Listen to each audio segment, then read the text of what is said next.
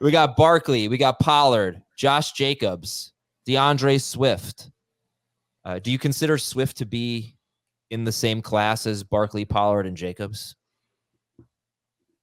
Step behind. Pollard, yes. Yeah. Pollard is a step behind. It's Barkley and Jacobs at the top. And Henry. Pollard, Swift, and Henry. And Eckler's like a half step behind that second group. So we've gone through 2.5 tiers. I think those are the running backs that would be in there. I give Henry his due just as a pat on the back. You're tier one. Yeah, I thought it was interesting.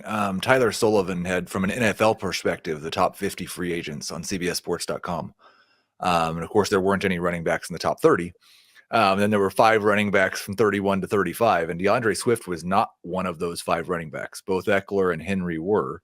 I think that the perception of Swift will be really interesting this year in free agency, just because we've always kind of seemed to like him more than his coaches did. It's funny because Pete's top 100 free agents are there, and he has, I think, Barkley 16th overall. Okay. Yeah, Barkley's really interesting. I mean, there are some concerning metrics. He just wasn't a standout runner last year. Oh, you should want him gone as a Giants fan. But I'll tell you, man, they're a lot better when he plays, and when they win. I mean, I feel like when they have good offensive games, it's usually because of Saquon Barkley. And I mean, you look at his yards per catch. This is the weird one with me. His yards per catch has been pretty bad, as I recall, the last few years. But I see him make plays in the passing game that other running backs just can't make. Like, if you line him out wide, he can burn people. Isn't that kind of the thing, though? Like, okay, you were talking about lining up out wide. I was talking about, like, he makes so many people miss, but he also has a lot of bad runs and catches behind the line of scrimmage because he's trying to make somebody else miss and ends up losing yardage. I do think that's part of it. I mean, I think maybe a better offensive line would help that, but I think he's confusing. I think he's better than the metrics, Barkley, but obviously not. Like, someone put up a highlight reel of him from his rookie year, and it's just you just can't even consider it. He's not the same guy. He was so incredible. But yeah, I mean, could he get like Montgomery, right? Looked like kind of a boring 4 yards per carry kind of guy. Goes to the Lions, has his most efficient year, I think. Is Barkley goes to the Cowboys? Can he be 4.5, 4.6 yards per carry and really good Pro Bowl type of player? Yes. Well, everybody makes the Pro Bowl. I think he can be. I think he can be a little bit more efficient than what he's been the past couple of seasons. And I think he would obviously have more scoring opportunities based on the offense that he's in. Dallas would be one of those offenses that's clearly better than the Giants and would give their running back, especially someone like Saquon, if they go out and sign him, ample opportunities to score, touch the ball. He'll run behind a good offensive line. It all seems to work in a situation that would make him a good fantasy running back. And that's what it boils down to with Barkley. I think he's still talented. I agree with you, Adam. Is he as talented as he was when he was a rookie before all these injuries? No way. But he's still good. And I think if he's in a situation where he gets the type of work that he got with the Giants last year, by all means, he's going to be good for fantasy. And that's where I think my thing with the Jacobs versus Barkley in Dallas, their running styles, I think Jacobs would get a bigger boost from having a good offensive line. I think he's likely to get downhill quicker than Barkley. Yeah, he's probably a better runner at this point, but as a better total player, I think Barkley still has an edge. Yeah. I don't know if there's much more to say about those guys. I guess, Jacobs is coming off a really bad year, 3.5 yards per carry. Yep. That's crazy, but he was 4.9 the year before. I talked about him, and he's just such a perplexing player. But after his first 3 games were terrible. Scored 9.1 to 11 PPR fantasy points in his first 3 games, Josh. That's the holdout. Yep. Right. That's him coming back from his holdout. Who was it that told us last offseason during the draft-a-thon? Yep, Robert Turbin told us that was coming. Mm-hmm. From week 4 through week 14, that was his last game, week 14. He was the number 9 running back in PPR, number 15 per game. But yeah, I think my question with Barkley and Jacobs is they have never been in a timeshare, really. Do you think that wherever they end up, Barkley and Jacobs are going to be lead backs? But that's the thing, though. It's like, we're saying Chargers, we're saying Cowboys. You throw Minnesota in there, you throw maybe the Texans in there if they move on from Singletary. Like, you start to look at the ideal spots. If the Bengals move on from Mixon, all these situations where you could say, okay, put this guy there, and it's going to be great.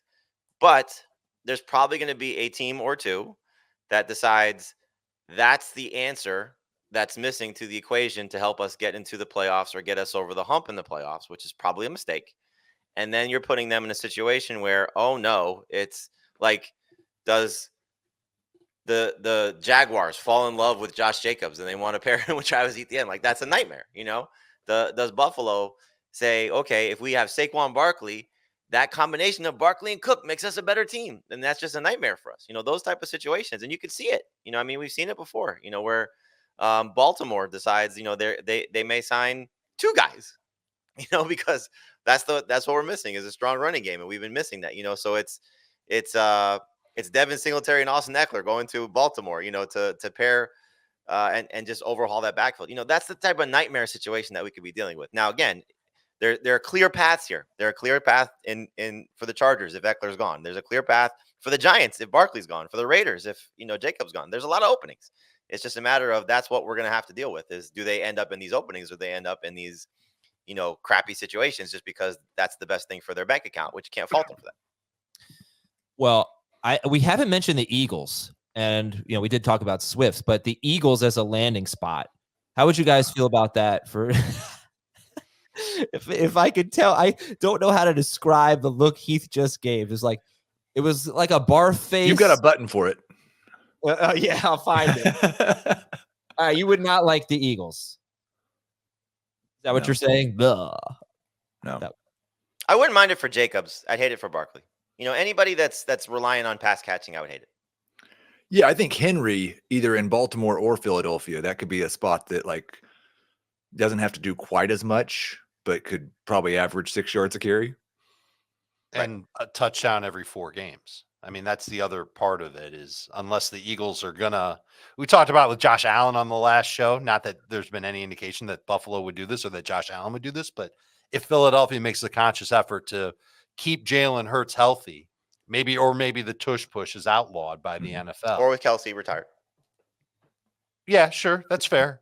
Although I'm starting to get a little bit worried about that offensive line. We'll see what it looks like by the time we get to training camp. But short of that, I'd be concerned about the touchdown production for any running back in Philadelphia. I just want to remind everyone, Miles Sanders did score 11 touchdowns in 2022. And by the way, Heath. There you go. And DeAndre Swift last year had 6 carries that went to the 1 yard line, and all 6 of them were followed by tush push touchdowns from Jalen Hurts. So wasn't it on the Kelsey's podcast that Jason was saying he felt bad for DeAndre Swift? He's like, stop falling down at the 1. Yeah, he did it the year before too. How many times did he fall down at the 1 and Jamal Williams got to score? Yeah. Mm-hmm. Maybe he just needs to get into the end zone. Yeah. Maybe he's never going to be a goal line guy. That's a possibility too. All right. So, okay. So we talked Barkley and Jacobs. What do you guys think about Tony Pollard as a free agent? Where would you like to see him end up? If not Dallas, that'd be good because you figure they'd bring in some competition. Where do you want to see Pollard end up, Dave Richard? I think he's going to end up in a spot where he's going to split reps no matter what. So can we get him somewhere where he's splitting with an older back that's not necessarily good? I'm having trouble thinking about such a place. Houston, like splitting with Dameon Pierce, that type of situation. Okay, so that would be wonderful. And Pollard, I think, would be the lead back there, and Pierce would help him a little bit. That would be a good spot.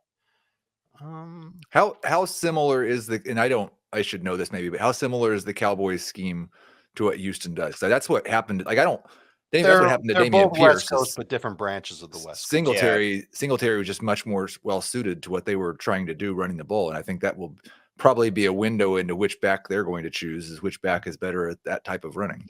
I feel like it was more about Dameon Pierce wasn't suited to doing what they wanted to do running the football. And that Singletary was just the best remaining option that they had.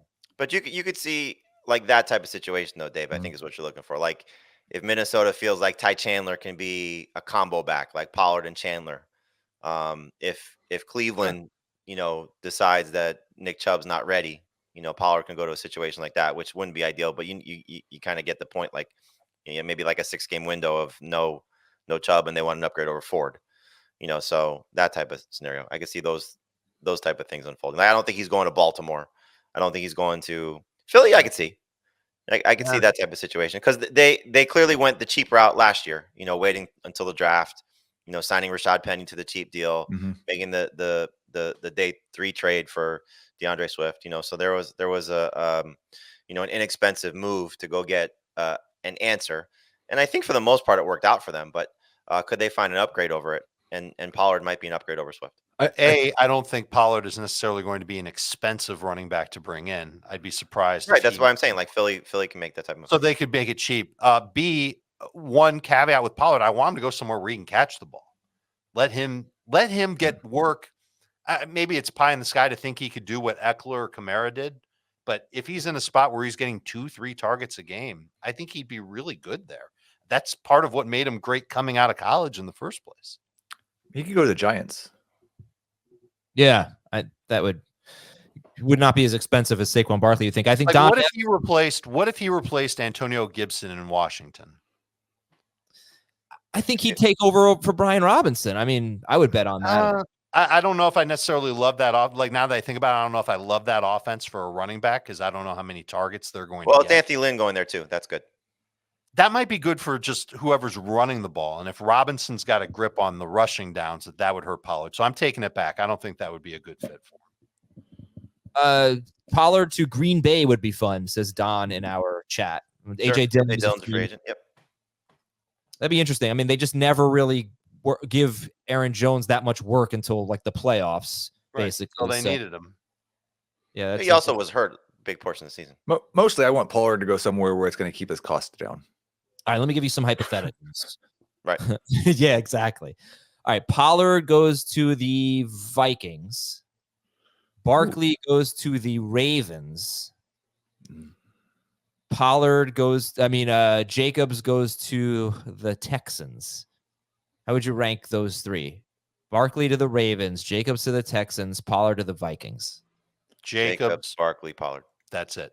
I'd say Jacobs, Pollard, Barkley, but we don't really want to see someone go to the Ravens, right? I'd be okay with Henry there. Henry. Okay. Swift. Henry and Eckler. Henry and Eckler. Yeah. What landing spots for Henry and Eckler would make you draft them with a top 60 pick? Are there any? I would draft Henry with a top 60 pick right now, but it would be like right around 60. Eckler to Denver. Eckler to Denver would be cool. Hometown kid working as the passing downs back in that offense. Would that be a round 5 pick in PPR? Yeah. I think it would have to be pretty close. Henry to Houston. Okay. Henry to Dallas. Yeah. I think also, just so this it might be a bad time for it, but we also have to try to think about who's going to be the Dalvin Cook or the Todd Gurley or the guy who was a must-start running back the year before, who either because his contract demands are too much. I mean, Cook waited until he got $8 or $9 million, or because the league just decides he doesn't have anything left. Like, who's the guy who's just going to disappear off the face of the earth? I wonder if you just start with the two running backs who are coming back from significant injury in Nick Chubb and J.K. Dobbins. Dobbins is a free agent. Chubb might become a free agent. I think Chubb makes a lot of sense. Dobbins might be cheap enough to where he just has to take the deal. But yeah, Chubb has made so much money that he might not be willing to come back for a cheap deal. Yeah, I get what you're saying about the contracts. He also, I mean, I guess both of them, they can kind of be a little picky if they want to be, just because they're not going to be ready. Right. So they may just say, okay, I'll wait until my pup time might be up. You know what I mean? Like join a team in October. Right. Or week 1, where their money's not guaranteed, but they feel like they're capable enough of earning. So wait, we're saying that if we're looking for the next Dalvin Cook, Todd Gurley, you're going with maybe Chubb and Dobbins before Henry and Eckler? No, I mean Eckler makes sense as the guy that falls. I don't off think it'd be Henry. I wouldn't bet against Henry. I wouldn't say that Henry's going to return like top 30 value in a fantasy draft, no matter where he goes, but I wouldn't bet against him, man. He was still getting around like 18 PPR points per game in games where he had a lot of work. I think he can still come through. Eckler, I'm not sure. Yeah, but Eckler's skill set will age better. I agree, but if he's not explosive, then it doesn't really matter. I think the thing with Henry, like he's probably at the point where he's may take almost next to nothing to go try and be with a contender. I would love that. That'd be great. Yes. Let's talk about some other running backs here, and we'll wrap up the running And let's not rule out Tennessee as a destination for some teams too. Yeah. Devin Singletary, as I mentioned, has led his team in rushing all 5 years of his career. He's never reached 900. I think 898 is his career high. A.J. Dillon, Zach Moss, who was great early in the season with the Colts, not quite as great late in the season. Antonio Gibson, Zeke, Deontay Foreman, Clyde Edwards-Helaire, Kareem Hunt, Gus Edwards, and then you've got bigger names like Nick Chubb, who could get cut. These are potential cap casualties.